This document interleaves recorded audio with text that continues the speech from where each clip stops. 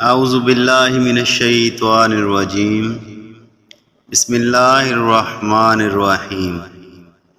شروع کرتا ہوں اللہ رب العزت کے بابرکت نام سے جو بڑا مہربان اور نہایت ہی رحم کرنے والا ہے۔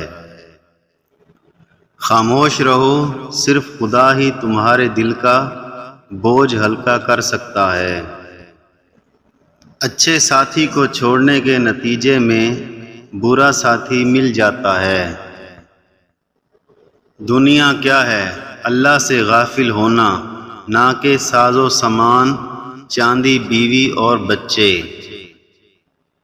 مرشد کامل بھی قبلہ کی طرح ہوتا ہے، اگر دور سے بھی اس کی طرف رخ کر لیا جائے تو فیض حاصل ہو جاتا ہے۔ راہ طریقت کی آفتوں میں شہوت سے زیادہ بدتر کوئی نہیں ہے۔ اپنے ارد گرد رونما ہونے والی باتوں کا مشاہدہ کرو، لیکن ان کا دعویٰ مت کرو۔ محترق صناعی قدرت دیکھو اور خاموش رہو۔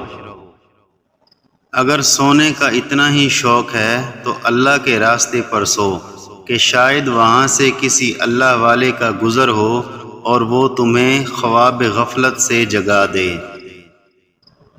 جب اللہ کا نور دماغ میں سما جاتا ہے، وہ اثر یا سبب کا غلام نہیں رہتا۔ اگر تیرے پاس ڈھال نہیں تو تلوار کے سامنے مت آ، کیونکہ تلوار اگر تیز ہو تو یہ کاٹنے سے نہیں شرماتی۔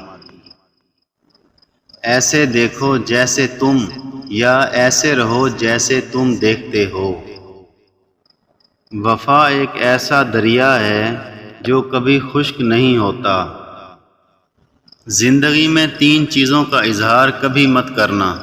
نمبر 1 سفر کی تیاری، نمبر 2 مال و دولت، اور نمبر 3 راہ گزر۔ وہ شخص سستی کی وجہ سے نہ شکر اور بے صبر رہا، وہ یہ سمجھتا ہے کہ میں جبر پر قائم ہوں۔ وسوسے کی روئی کان سے نکال تاکہ تیرے کانوں میں آسمانی آوازیں آنے لگیں۔ بظاہر مرد عورت پر غالب رہتا ہے، مگر عورت اپنی بات چلا ہی لیتی ہے۔ مرد پانی اور عورت آگ کی مانند ہے۔ مثلاً پانی اپنی عظمت کے سبب سے آگ پر غالب ہے، مگر جب وہ دیگچی وغیرہ میں ہو تو آگ سے ابلنے لگتا ہے۔